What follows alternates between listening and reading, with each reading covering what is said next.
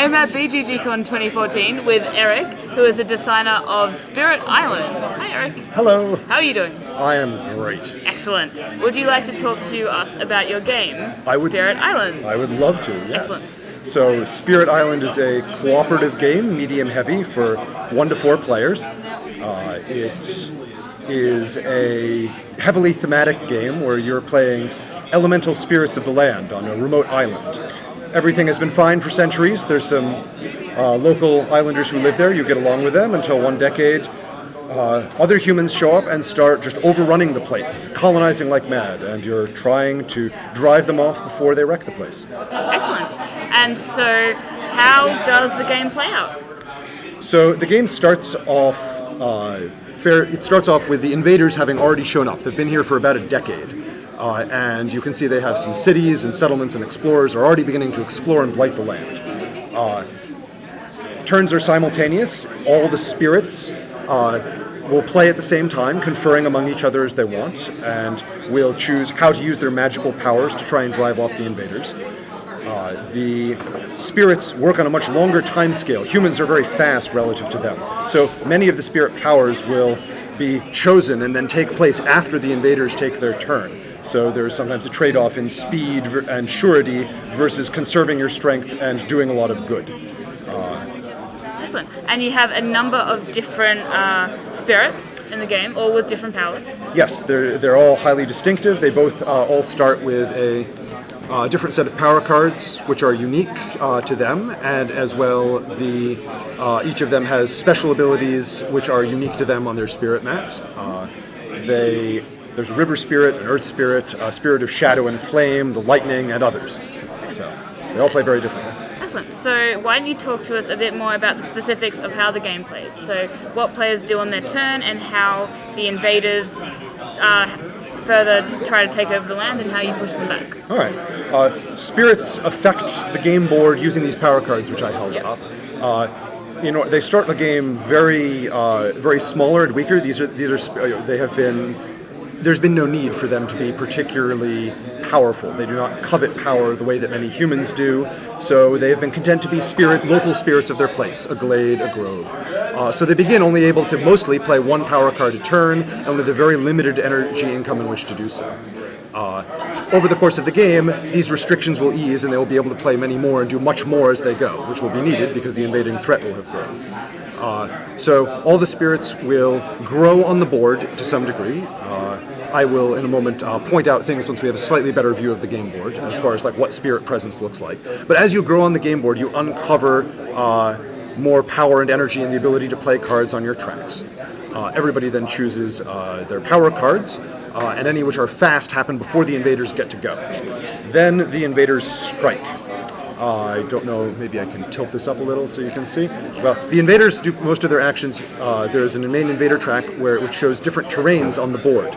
And the invaders will start off exploring in that terrain. And in all those areas on the board, new explorers will show up. On the next turn of the game, all of these cards shift down. And so on the following turn, after spirits have had a chance to go again, the invaders, if they are still alive, will then build in that terrain.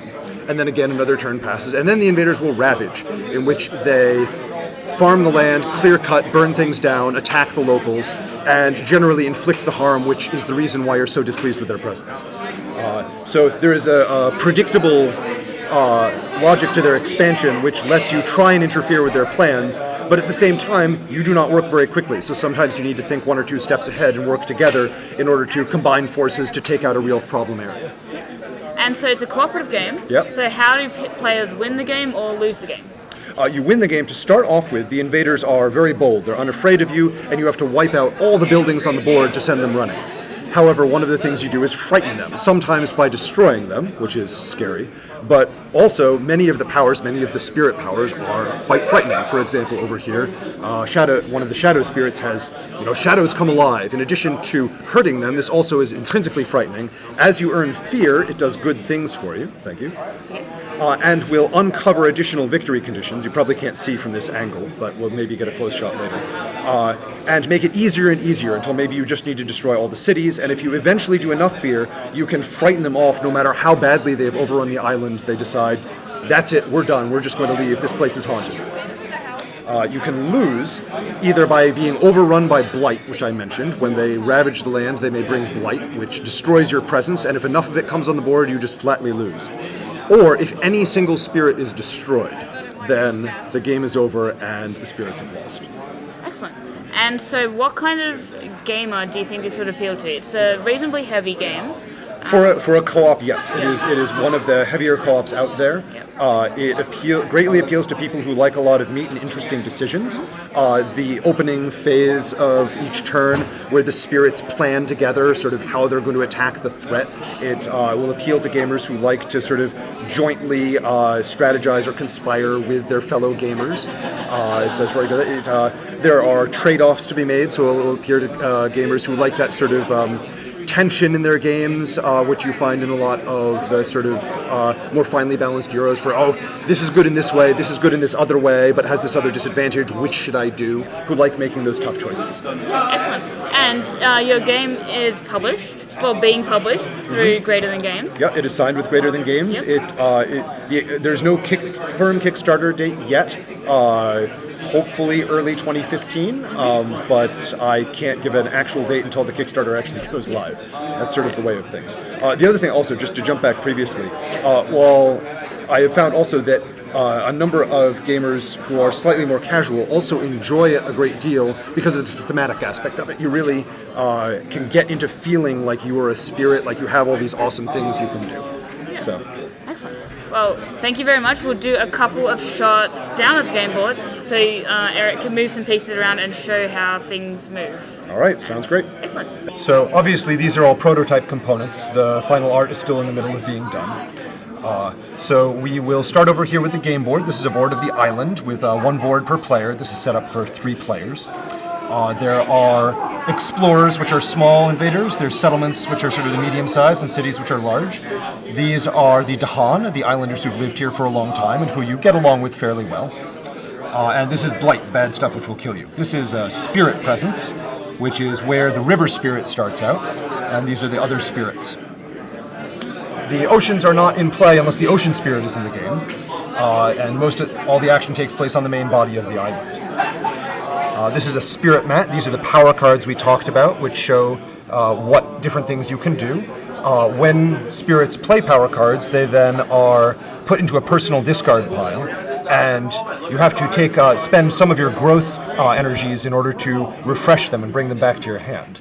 You'll also learn new powers over the course of the game, so you may start with just 4, but over the course of the game, you might end up with 7, 8, 9, and gain more abilities as things go on.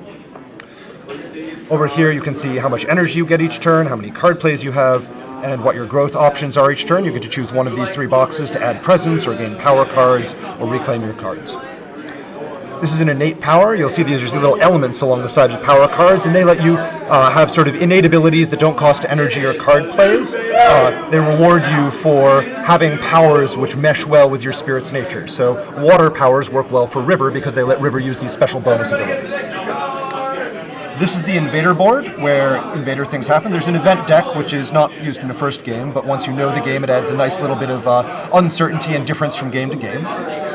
This is Fear, where you keep track of how much fear you've done to the invaders. When all this fills, then you earn a Fear card, and then this Fear track resets. I was going to show the victory conditions. Once this is all done, then you reach Terror level 2, which means both that the effects you get from the Fear cards get better, and you are closer to victory because there's an easier victory condition to fulfill. And then this is the Invader deck, which is the heart of how the invaders move. So let's say we have 1 turn. The invaders explore into sands. So on each of the boards, we look at the sands, and we say, all right, we add an explorer to each of the sands. Now, we add them if they're coastal. We also add them if they're next to one of the buildings, which are sort of the invader home bases. So we add one here, and this is next to a city, so we'd add one here. And let's say for the sake of argument that this settlement wasn't here. Now, this sands is safe. There's no place for the invaders to come from. So you can carve out pockets of the island. The spatial element is relevant. You can make pockets of safety, which the invaders can't find. Then the spirits would take a turn. Then on the next turn, the invaders would first build in the sands. So everywhere where there's sands, you'd add a building. You'd add a little building if there's not one there, or a bigger building if there already is. And if the land is entirely cleared, like this, you don't add anything. So if you take care of the problem early, then they don't build up. Then you would explore into hills, which for the sake of argument I'm not going to show right here, just to keep things simple. Then everything slides down. On the following player turn, then all of these sands would ravage, and right now that's pretty bad. Anything more than a single explorer will blight the land and kill at least one of the Dahan. So here we'd add blight and kill one of the Dahan, and blight and kill one of the Dahan, and finally blight.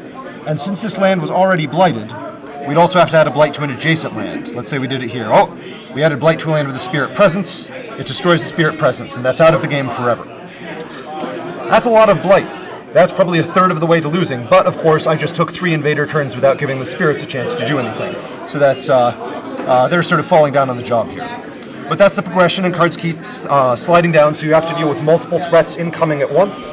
And it gets worse the further you get into the Invader deck, the more things come out, the more terrains they explore into, and eventually overrun you. So it is a race against time. Excellent. Thank you very much. All right, thank you.